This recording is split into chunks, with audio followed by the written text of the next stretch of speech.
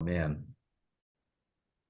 All right. Today we got following from our community. Today we're going to be analyzing a deal together because this is the fun part. Doing All it with right. friends. I'm sending this one over to you. Okay, let's look Address at is it. the address is 367 Savin Hill Ave. Okay. All right. So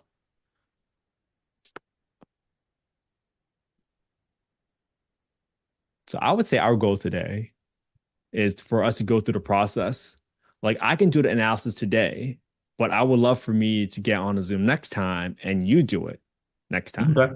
Yeah, yeah. And I think that would be fun because I think. And I love that you picked this one sort of near your home because you can, this is important, right? It's like, hey, I know sometimes you're looking for just to buy properties for to live in, but Yeah. huh, well, if you just do it once, then you kind of quickly realize, like, well, what would make it a deal, quote unquote, right? And I think that's going to be really important. So let me start by setting up the spreadsheet really quick. Let me put in this new address, keep myself organized. Is 27. All right. So you have a property here Mhm. on 367 Seven Hill Ave in Boston, Massachusetts. Okay, cool.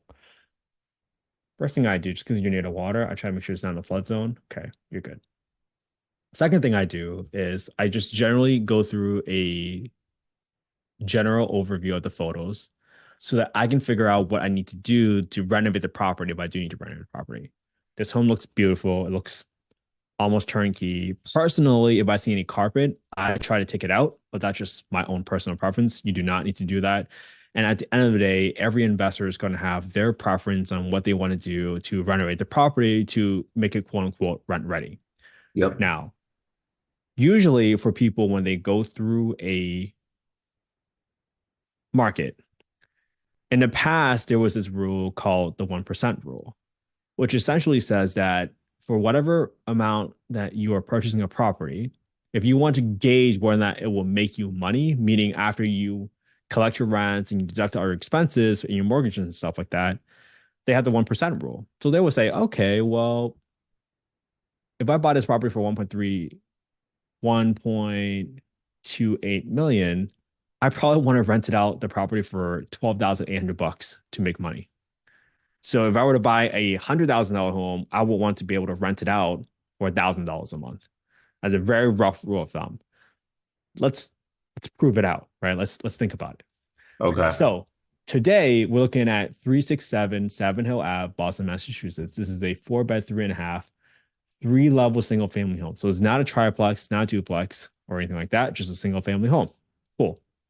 So what we're gonna do next is we're going to use the most basic strategy of analyzing rents. And that's assuming that this is on a Section 8 rent payment standards, which means that usually there are low income folks in every city and county that is on a wait list to get a voucher. When they have the voucher, they get to go to you as a landlord and say, hey, I have this voucher that the government will pay X amount of dollars for me to rent out a 4 bedroom home. My personal portion is that I pay 30% of what I make. So let's say I make $1,000 a month. They don't want me to pay more than 30% of what I make towards rent. So my portion is $300. Okay. But if you're charging $4,000 for rent, as an example, for this property, well, I would pay you 300 and the government will pay you 3,700. That's how the Section 8 voucher works. Yep. But we don't care about that because we just care about the gross rent right now. But I want to share with you why Section 8 is typically an advantageous investment strategy because there's that subsidy. So even if the tenant loses the job, even if they don't pay you their amount, you know that that 3,700 bucks or whatever the government subsidy amount is going to come into you every single month. All Got right. it. Yep. So in order to do that, the first thing we want to do is we want to Google HUD FMR. HUD is the federal government agency that determines all the rents by zip code, by bedroom count. So when you go here, you look up 2024 FMR. I'm pretty sure Seven Hills is part of Suffolk County still, right? I'm pretty sure it is. Yeah, either that or Middlesex. I Let's was see. too confused. Two. Let's see, Suffolk or Middlesex. Let's see, let's try Middlesex.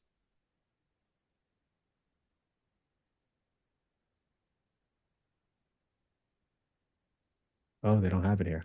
1 second. Let me look up Boston. Boston Public Housing Authority payment standards by zip code.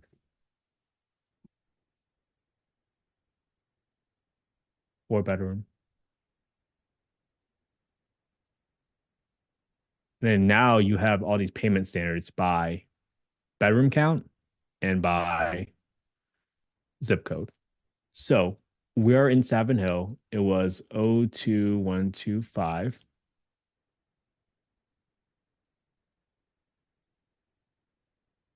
So 2125.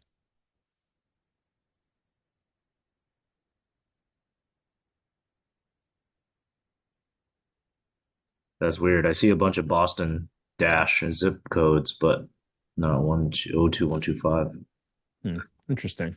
Boston, there we go. Boston, South End. Yeah, Dorchester. 02125. Oh, rare. There you go. Oh, All it's right, because so of the PDF. Probably didn't search for maybe. it. So Okay, so 3765. what does That that is mean? the rent ceiling, which means that Oh, you cannot charge more than 3765 for a 4 bedroom home in that zip code. Does that make in sense? order to have a Section 8 tenant living in there, correct? Correct. Correct. Not Okay. market rate. Yeah. This is simply looking at this zip code by bedroom count, 3765. So I'm going to note that one down. Okay. The next thing I want to do is I want to look up your address and I want to look at the market rent. There's 2 ways to go about it. The most simplest way is to go to affordablehousing.com, go to the owner section, click on the market rent estimator, and you plug in your address, you plug in your bedroom count. And now all of a sudden you see that, oh, on average, 23 units within a 0.16 mile radius, they rent out for 4,700. A lot higher. Okay. Now, the thing is, you have to take the lower of the two number if you're renting out to Section 8. Okay. 4718. I'm going to write these numbers down so you can kind of remember 3871, 3632, 4170. Now, because the rent ceiling is 3765, right? If you're renting out to a Section 8 voucher, you can't charge more than 3765. However, if it was the opposite, like let's say this was 3500, and essentially says that, hey, on average, the market rent for a 4 bedroom home within a 0.16 mile radius was 3500, you cannot go and charge 3765 unless there is some extraneous, like extraordinary reason why you're doing that. And the housing authority actually says you have a permission to do it. Like, let's say maybe you have more bathrooms, right? Maybe that's why. Maybe you have more square footage. Maybe that's why. Like for example, in Southern California, even if you have solar, they don't care that you have solar. They do not give you an extra bonus for having solar, even though you might be saving a tenant $500 a month. So every housing authority, every locality is different. But the point of today is for you to figure out whether or not it's worth your time to even make a call to the housing authority to see whether or not it's worth your time. Okay. So 3765 is the rent that we're going to use for this property. 3765. I'm going to plug that in right here. This property, we went through it. It looks pretty turnkey. I would say like there's like barely any renovations. Like it looks like it's rent ready, to be honest with you. So I'm going to leave. I'm going to assume that I'm going to set aside some money for termite issues and some money for landscaping. I like to replace the toilets on my rentals to be the high pressure flush toilets so that um, there's less clogs, to be quite honest with you. So less plumber calls. So that gives me a total rehab about $34,000, which is nothing compared to a purchase price of 1279000. Whoops, 1 too many zeros. So now when I have this property, right? I got 3765. I'm gonna get my property taxes right here from Redfin, $680 a month. Plug that right in. My insurance for 405 was 405. And I always multiply it by 1.2 because usually there's a premium whenever you are insuring a rental property versus a primary residence because there's more risk, right? People going in and out, the resident, more liability. For maintenance, I always set aside 10% of my rent every single month for maintenance because, as you know, something breaks in your home, there's some maintenance, HVAC, roof eventually gets replaced. So 10% of your rent really does not belong to you. You have to set that aside every single month as a reserve account, and you slowly build that over time because you have an expectation that you're Do going to you draw have upon it. do you have a separate account just for that, or it's just like in your head, it's parked out? You can have a separate account. I personally have a separate account whenever for our properties, we have a separate account for it. This way, we don't consider that money ours. It's kind of Yeah, following this profit first system I in a see. book that I've read. Then I got 10% for property management. Could you manage a property on your own? Sure. But I always recommend people to underwrite with a property management fee so that eventually, if you don't want to be taking those midnight phone calls for a clogged toilet, somebody else is going to answer that phone call. If you don't underwrite it with property management, then that means you have essentially bought yourself another job and you can never get out of it because then it wouldn't make money. And then 5%, finally, I have 5% for vacancy, which means that I've assumed that there's going to be empty month, at least 1 or 2 months every couple of years because someone's going to move out. And when you move out, it's empty. It's not making any money for you. So that money does not belong to you, but you still need to set aside money to make the mortgage payment. So it's a So, self-sustaining investment. so the 10% property management, is that just like the standard rate if you were to engage a property manager to, let's say, go and, manage one of your properties? Like, is that what it's Mm-hmm. at? 8 to 12% is what I've usually seen quoted for Okay, people. got So I it. put it at 10% unless I know for sure I have a property manager in an area that would do it for 8%. Makes Got it. sense? Okay. Yep. All right. Then next is I have to do for an investment property now. Typically, they require at least a 25% down payment. So that's going to equal to the asking price multiplied by the down payment. So you got to pay $320,000 to buy this property. Okay. Now, what are you going to finance it? The finance amount is going to equal your asking price, subtract or less the down payment. So you get to finance 960 grand almost. And right now, typically your interest rates for investment properties are right around 8%. Just using a rough estimate. Could it be lower at 7.5% if you use your own income to qualify for a loan? Sure. But let's just use 8% just to kind of keep things simple. Delete the commission because there's no commissions because that's already included in the purchase price. And then I'm gonna say there's about a 2% closing cost. So for about 25 grand, because this is a much more expensive property. Usually I see closing costs between 1.5% and 2.5%, usually in the minimum. So what that results in is right now, if you were to buy this property, right, for 1.28 million and you were trying to rent it out to a Section 8 tenant, assuming a maximum rent of 37.65, you would be losing $5,380 every single month. Make sense? So now you know, hey, if I want to be an investor, there's no way I can buy a 4-bedroom home in Savin Hill, as an example. I see. So that's a good knowledge for you to have, right? As you just think about it, right? So let's just write down the scenario 3765. Your cash flow is negative 5,380. On cash and cash return, you're a negative 18.5% cash and cash return. And that's assuming a $1.29 million purchase price with a rehab estimate of $4,000 roughly. So let's just assume, well, what if I got this property for that 1% rule, right? What if I got this property for 376,500 bucks? Much closer to break even, all right? Much closer, but you're still not making money. So what would I have to buy this home in order for me to make 10% of my money? Right? If I bought this home for $200,000, which is absolutely impossible, right? Because this home is Right. listed for 1.2 million. That's how I make money on my investment. Yeah. So what does that give you confidence to do? Now you might have confidence to say, well, if I ever see a 4-bedroom home in Savin Hill for $200,000, then I will definitely buy the property right away because I know I can make 11% of my money.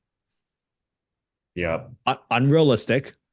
But what does this help you to do? It helps you develop your buy box, your buying criteria for every single market, so that if you analyze it once, one property in each market, you automatically determine your buy box in each market, so that you can tell other realtors like, hey, if you ever see a 4-bedroom home in Savin Hill for $200,000, let me know.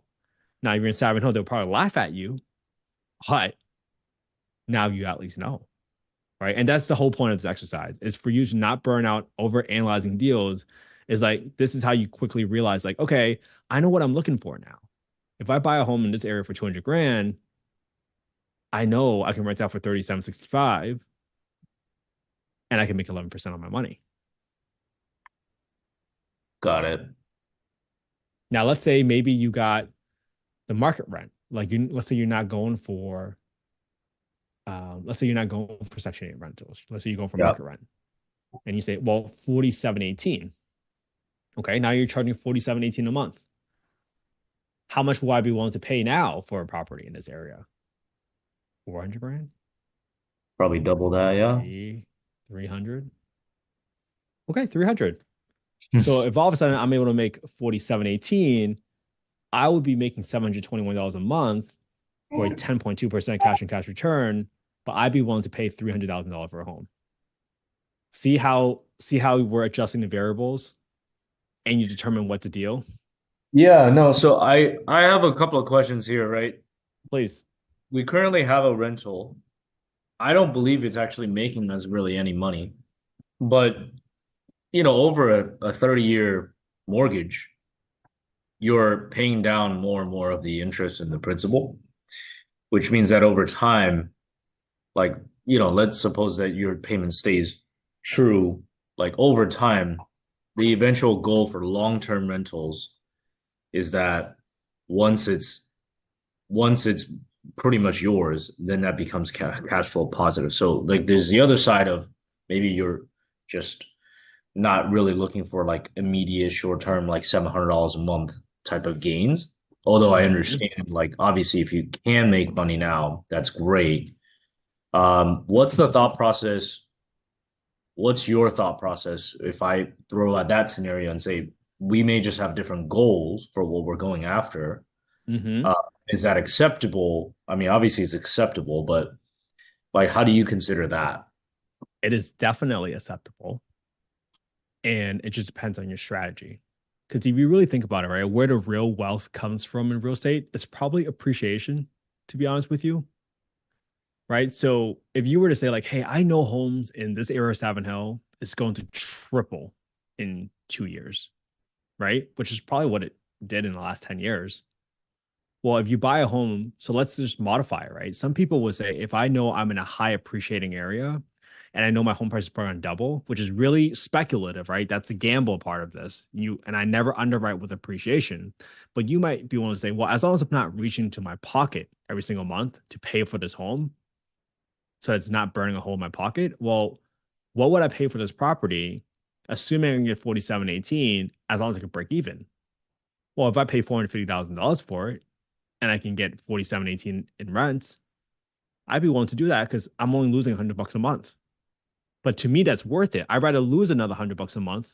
But if I know that it's going to be $1.2 million in 10 years from now, that might be a great deal. So that's why it comes down to your family's like investment goals and your personal preferences. Because some people would say, I only want cash flow because what's most important to me is that I get financial freedom, which means I get enough cash flow every single month to replace my current income so I can quit my job and go on real estate or something like that. Or you say, no, I'm here for wealth generation. As long as I'm not losing any money, I know this market really well. And I know this area is gentrifying. And I know this market is growing with lots of jobs. I think this property is going to double in 5 years.